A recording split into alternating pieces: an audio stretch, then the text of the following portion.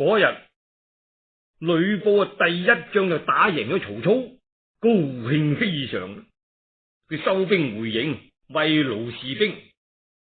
陳宮就提醒佢：將軍啊，西寨係個緊要嘅地方嚟噃。如果曹操今晚走去偷襲佢，咁點啊？呂布話啦：佢今日先至輸咗一場，仲敢嚟咩？唔係啊，將軍，曹操此人極會用兵噶，要提防佢攻我不備啊！陳宮到底講服咗呂布，就派高順同埋魏續、侯成帶兵去守西寨。好啦，曹操佢呢喺天黑嘅時候帶兵嚟到西寨，四面一齊衝入去，嗰啲寨兵抵擋唔住就四散逃跑。曹操順順利利就奪咗西寨啦。到咗四更天，高順先至帶兵嚟到，乜失咗啊？即刻就殺入去。曹操佢自己帶兵嚟迎戰，就撞正高順，就展開一場混戰。打到上下天光嘅時候，喺正西邊鼓聲大震，咩事啊？原來係呂布親自帶兵嚟到啊！咦呀，不得了！曹操唔要西寨咯，即刻撤退走人。喺佢後邊，高順、魏續、侯成搏命咁追住嚟。前邊呢，呂布當頭帶兵嚟到啦。于禁、岳進兩個一齊都打唔過呂布。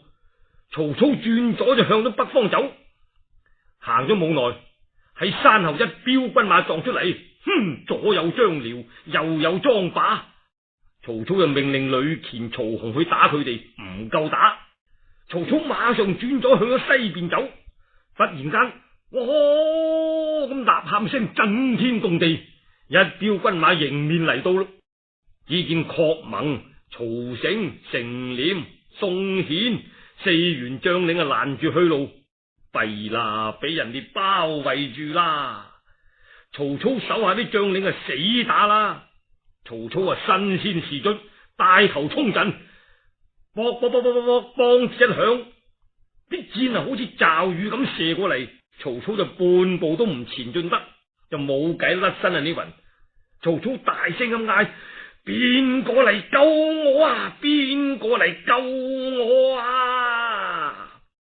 喺呢個時候，只見馬軍隊伍裏頭有個將軍飛馬而出，原來佢係典韋啊！佢舞住一對大鐵戟，佢話：主公唔使怕，我嚟啦！佢飛身落馬，插住嗰對戟，另外攞咗10幾支短戟就夾住喺手嚟，對身邊嘅衛兵講：賊兵嚟到10步遠就嗌我啦！講完就放開腳步，冒住箭雨向前行。呂布嗰邊有幾十個馬軍追住嚟，個衛兵大聲嗌話：10步啦！典韋話5步就嗌我，好快啫！個衛兵就嗌啦：5步啦，5步啦！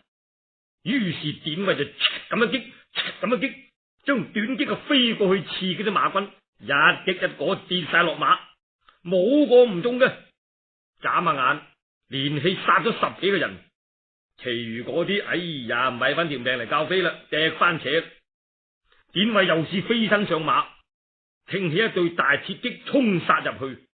郝萌、曹成、成廉、宋顯4個都頂佢唔住，各有各逃跑。典韋殺散咗敵軍，救翻曹操出嚟，其他嘅將領呢隨後亦都嚟到，會齊之後就揾路翻去啦。一路行，眼睇住就嚟到黃昏，背後又聽見吶喊聲，哇！原來係呂布跑行馬，冒住方天畫戟追到嚟，佢大聲嗌話：曹操奸賊，你咪走啊！呢個時候真係人困馬乏啊！大家你睇我，我睇你，呢趟都怕實死冇生咯。曹操正在危急萬分，喺正南方一彪軍馬趕到，原來係夏侯惇帶兵嚟救，截住呂布大戰，一直鬥到黃昏時分，啪啪聲落起傾盆大雨，咁想打都唔打得啦，各自收兵。曹操翻到營寨啊，重重賞賜典韋，升咗佢做領軍都尉。而家講下呂布，佢回營之後就同陳宮商量，陳宮啊同佢諗一條計仔噃。佢話我哋濮陽城裏頭有個大有錢佬姓田嘅，淨係侍候佢嘅，幫佢做嘢嘅人就成千成百，喺一郡之中講錢多就數起佢噶啦。咁點呢？將軍，我哋叫佢派個人送封信去曹操嗰處，話呂溫侯太過殘暴啦，民心啊怨恨到極啊！而家佢要帶兵轉移去黎陽，城內呢就淨得高順喺度啫，請你哋喺夜晚進兵偷襲，我做內應啦。咁曹操如果嚟，就引佢入城，四面城門一齊放火，外邊就埋伏定兵馬，到其時啊，就算曹操佢有驚天偉地之才，叻到會飛都好，亦都飛唔甩啊嘛！將軍，冇錯，就照你呢條計仔去做啦。於是呂布就秘密咁命令嗰個有錢佬田氏啊，叫佢派個人去見曹操。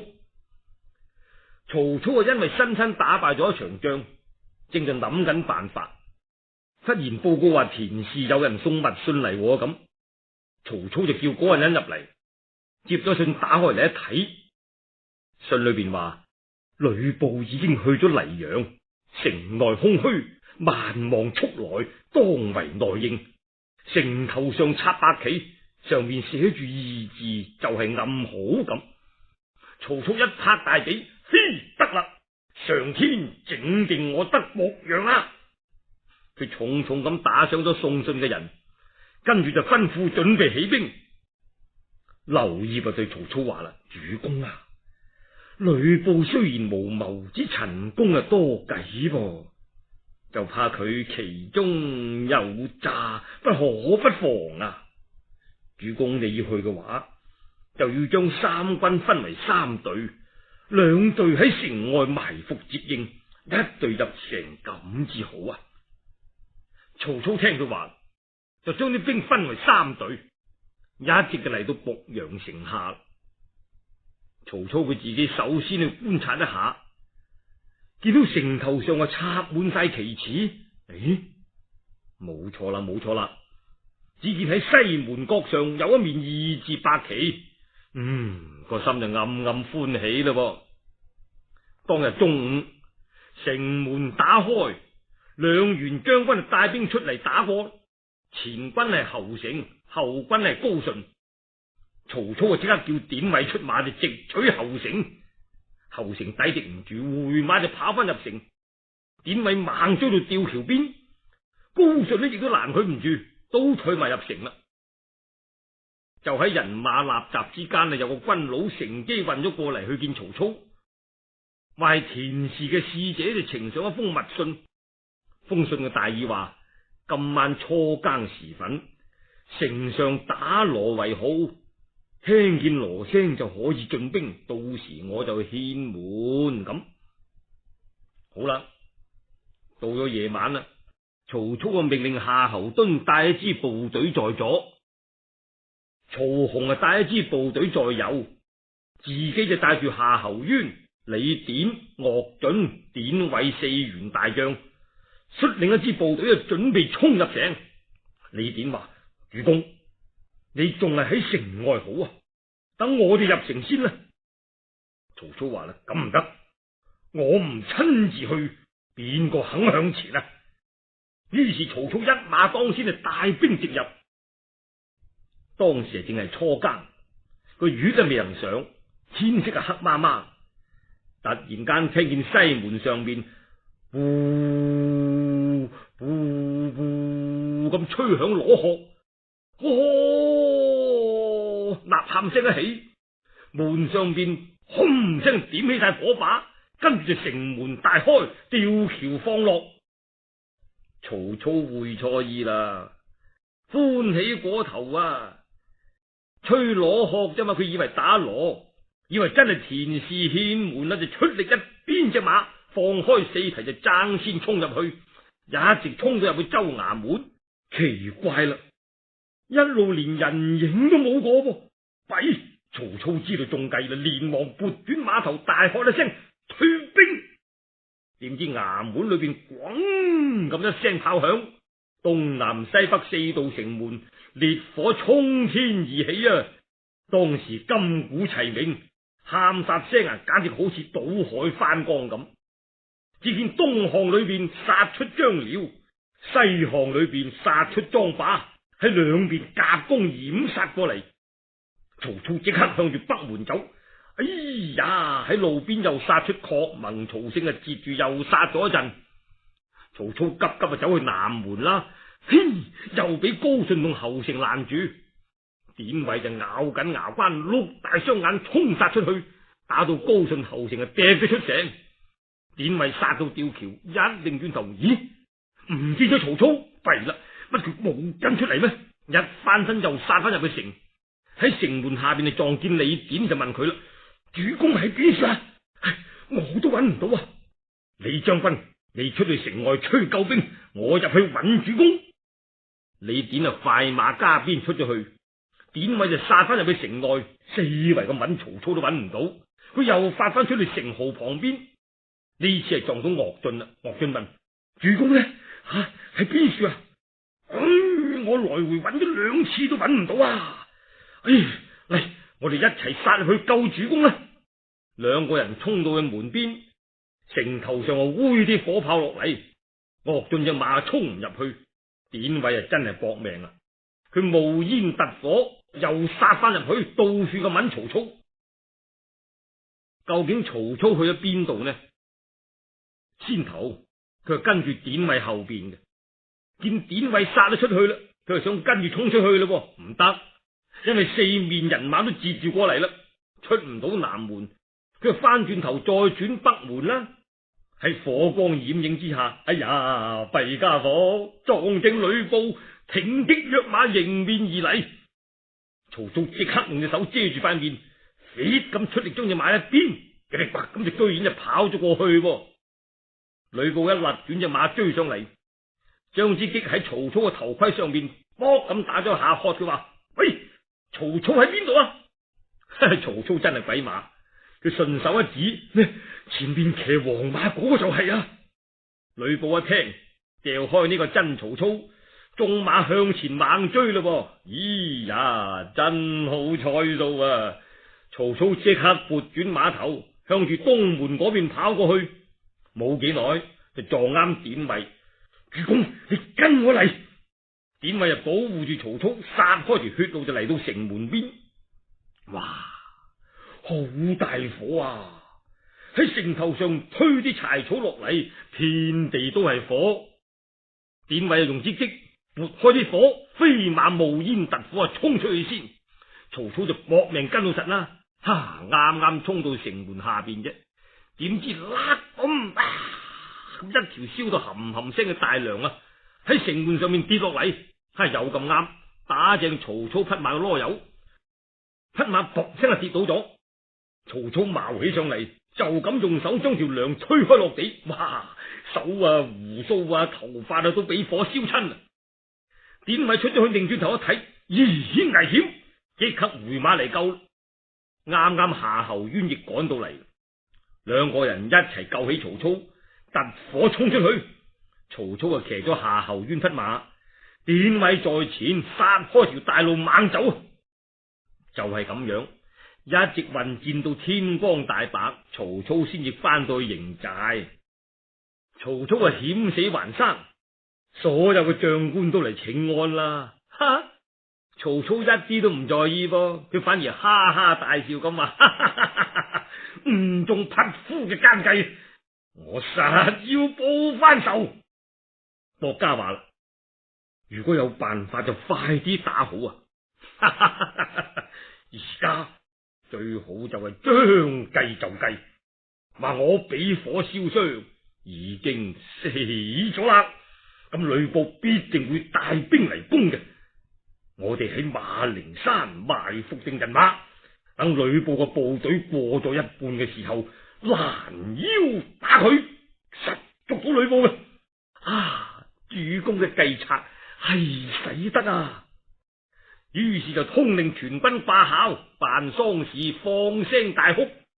詐帝話曹操已經死咗啦咁。啲探子探聽到消息，即刻就去濮陽報告呂布，話曹操俾火燒傷咗，翻到軍營就死咗啦咁。呂布真係點起軍馬就殺奔馬陵山，點知就嚟到曹營嘅時候，戰鼓一響，伏兵啊咁衝出嚟圍住猛打。呂布就搏命打咗輪先至甩身，亦損失唔少人馬，趯咗翻去濮陽城。從此之後呢，一直堅守，再唔出嚟打啦。呢一年啊，發生咗災害，咩災呢？蝗蟲災，將啲禾都食晒。喺關東嘅地區，一石谷啊賣到50貫錢，唉，慘咯！搞到人食人都有啊！曹操啊，因為軍隊缺糧，就率領部隊翻去鄄城暫時住落先。呂布呢，亦帶兵去山陽地區，即係而家山東金鄉縣附近嚟揾食。因此呢，雙方實際上就收兵唔打啦。而家翻轉頭講下陶謙，佢當時喺徐州就已經係63歲。前嗰排得咗病，病就越嚟越重。呢一日，佢叫糜竺、陳登嚟商量。糜竺就話：上次曹兵撤走咗，不過係因為呂布攻陷咗佢嘅兗州啫。而家遇到荒年，佢哋罷兵休戰，睇嚟到咗出年春天，曹兵一定又會嚟噶啦。以前大人你2次想讓位俾劉元德，不過嗰陣時大人你嘅身體仲係好強健，所以元德就唔肯受啊。而家大人嘅病已經好沉重咯，趁呢個時候將徐州交俾佢，咁劉元德就唔會再推遲噶啦。陶謙好同意佢呢個意見，立即派人去小沛請劉備嚟商量軍務。劉備帶埋關羽、張飛，仲有幾十名馬軍跟住就一齊嚟到徐州。陶謙啊，請佢哋入到臥室見面。劉備問候完，陶謙就話啦：今日請元德公你嚟，冇咩嘢第樣事，只係因為老夫嘅病啊，已經好重，好危險咯。話去就去噶啦。萬望元德公啊，可憐下，以漢家城池為重，接受咗徐州嘅大恩。咁老夫死亦眼閉啦。大人，你有2個仔啊，點解唔傳俾佢哋呢？唉，大仔阿雙，二仔阿應，佢兩兄弟嘅本事才學都擔當唔起呢個責任嘅。老夫死咗之後啊，仲希望元德公你要時時指教下佢哋，千祈唔好俾佢哋掌管徐州嘅軍政大事啊！咁我一個人點能夠擔當呢個咁重大嘅責任呢？元德公啊，等老夫舉薦一個人俾你，佢啊可以輔助你嘅。呢，佢係北海人，姓孫，名乾，字公祐。呢個人可以任命佢做從事嘅。陶謙又對糜竺話啦：劉公係當今豪傑，你以後要好好咁跟隨侍奉佢啊！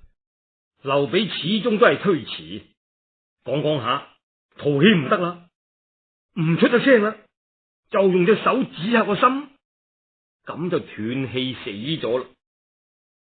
陶謙一死，即刻舉哀發喪，啲人就將徐州嘅大印交俾劉元德，劉元德仲係唔肯接噃。第二日，徐州啲老百姓湧晒嚟衙門前面跪齊喺處喊啊！佢哋話：劉氏君如果唔肯接手管理徐州，我哋就好難過日噶啦。關羽、張飛兩個亦都再三勸佢，劉備啊咁先至應承暫時管住先。佢任命孫乾、糜竺做副手，陳登做幕官，就調小沛嘅全部軍馬入城出往安民，同時呢又安排陶謙嘅喪事，以劉備為首，上下大小軍士一律掛孝，大設祭奠。祭完啦，就喺黃河嘅平原上將陶謙安葬好，然後就將陶謙嘅遺表，即係陶謙臨死之前啊寫俾皇帝嘅報告，申奏朝廷。好啦，而家講下曹操。佢喺鄄城啊，聽聞陶謙已經死咗，劉元德接管徐州，做徐州牧，即係州長。佢發大火啦！我大仇都未報，你不費吹灰之力坐享其成，白白得咗個徐州。我點都要先殺你劉備，後斬陶謙你嘅死屍，嚟為我父親報仇雪恨啊！曹操馬上傳令，定咗日期起兵去攻打徐州。曹操呢下太過意氣用事啦，荀彧啊走嚟勸佢。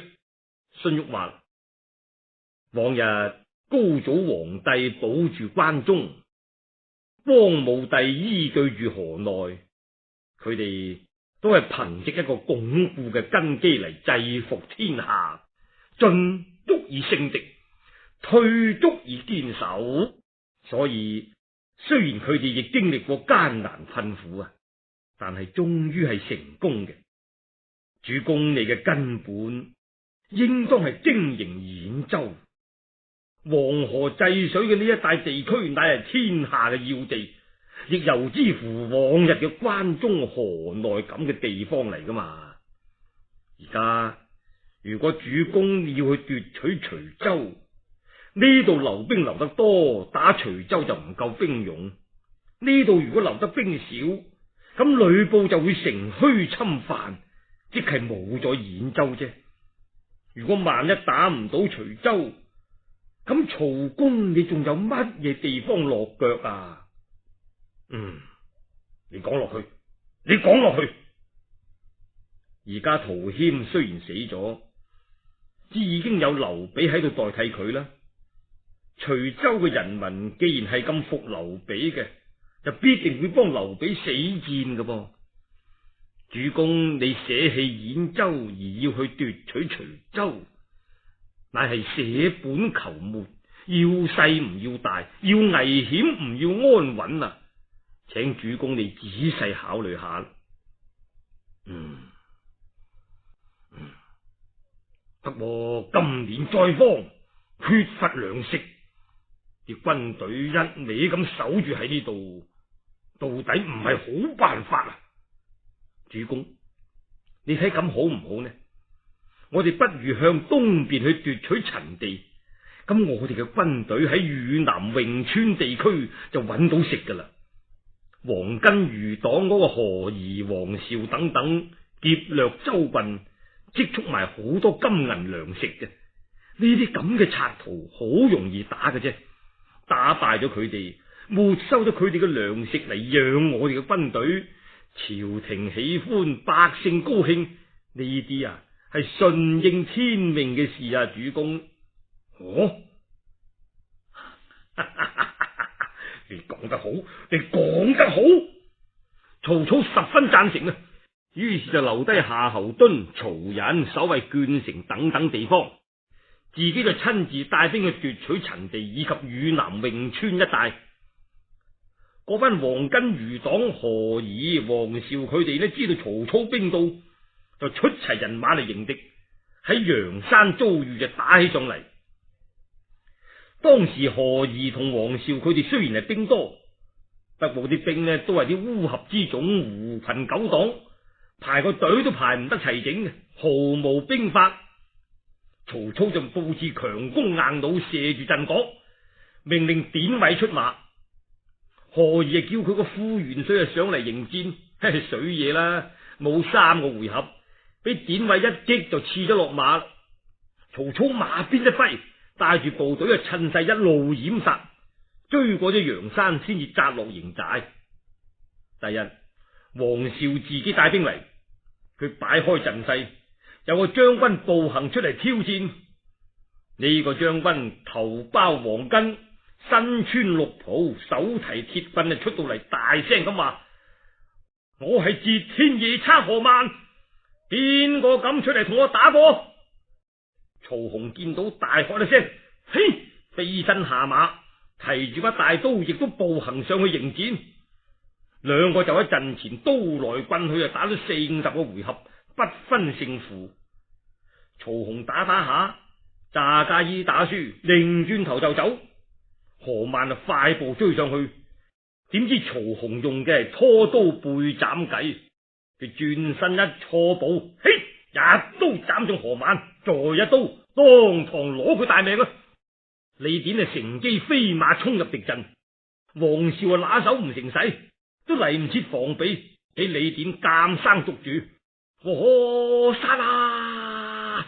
曹兵掩殺過去，奪取到金銀財寶同埋啲糧食，不計其數啊！何賢呢趟打到剩翻孤家寡人，咪又帶住幾百名馬軍搏命逃跑咗去葛碑。走走下喺山背後撞出一支人馬，為首係一名壯士，身長8尺，腰大10圍，手提大刀攔住去路啊！何賢挺槍衝上去，打咗僅僅1個回合，就俾嗰個壯士一手監生夾咗過去。其餘嗰班馬軍驚晒，知道冇得打噶啦，執翻條命仔把啦，紛紛落馬跪低，舉手投降嘅任綁啊！冚唪唥就俾嗰個壯士趕晒去葛碑嘅山窩裏頭。典韋一路跟蹤追擊何儀啊！當佢嚟到葛碑，嗰個壯士帶兵截住佢。典韋就問啦：喂，你都係黃巾賊係嘛？哼！幾百名黃巾都俾我捉住運喺山窩裏頭嚟啦，咁點解唔獻出嚟呢？我冇所謂啊，知我有朋友唔肯呢？你朋友喺邊度嚟啊？呢就係我手上呢把寶刀啦，你贏得佢，我就獻出嚟係啦。典韋俾佢激到發火咯，挺起雙戟上前嚟交戰。兩個人由辰時打到午時，即係由上午8點打到12點，哇，打得燦爛啊！仲係不分輸贏，咁啊各自休息一陣先。冇幾耐，嗰個壯士又嚟溜打啦，典韋又出馬打過，兩個又一直打到黃昏。呢次因為大家隻馬都打到冇力，口吐白沫，所以就暫時休戰。典韋手下嘅軍士就飛跑去報告曹操，哇！曹操好驚奇，連忙帶住班將領趕到嚟要睇下。第日嗰個壯士又出馬挑戰，曹操見到佢一貌堂堂、威風凜凜，個心好歡喜。佢吩咐典韋，叫佢今日要詐輸。典韋知道曹操要出計仔啦，就應一聲遵命，咁啊出去迎戰啦。究竟曹操出嘅咩計仔呢？嗰個壯士咁打得又係邊個呢？